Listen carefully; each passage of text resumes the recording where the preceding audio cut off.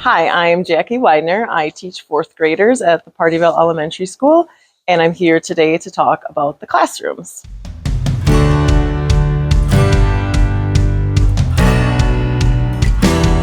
The elementary school was built originally in 1920. There was a fire in 1950. It was closed down and was rebuilt, was reopened in 1952, and most of the current structure has been open since that time.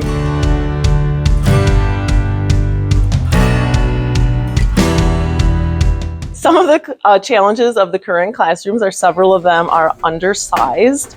I taught in one of the undersized classrooms for about 14 years, and then I was lucky enough to move into one of the larger ones. One of the challenges I found of the small room was that it was really hard to do group work or any partner work.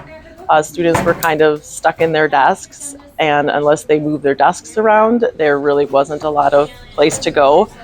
Some other teachers have said there's not much storage in the small classrooms, so if they want to keep anything available, it was really hard to do that.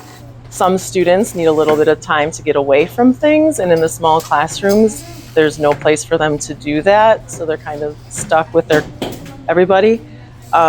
One of the other challenges people have mentioned is that anytime a student, either with a physical disability or an injury, whether they have to be in a wheelchair or crutches, the small classrooms make it really hard for them to get around, and sometimes for the teachers to get around too, to get to the kids who need help.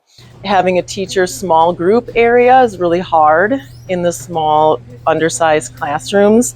That goes along with the office spaces too. There are several teachers who have really small offices right now, and when they want to work with groups, they either have to limit it to 2 students, or they have to find another spot to work with the students, which is also really hard because there's not a lot of extra space right now for them to go.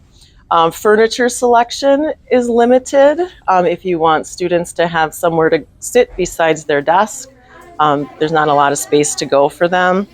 And another teacher mentioned that doing large group activities is really hard when the whole room is taken up by desks.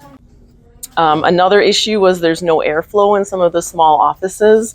They don't have windows, and they just have one door, and they have to keep it closed when they're working with kids, so it can get really stuffy. After several years in an undersized classroom, I was given the opportunity to move to a larger classroom, and that has really changed a whole lot for me.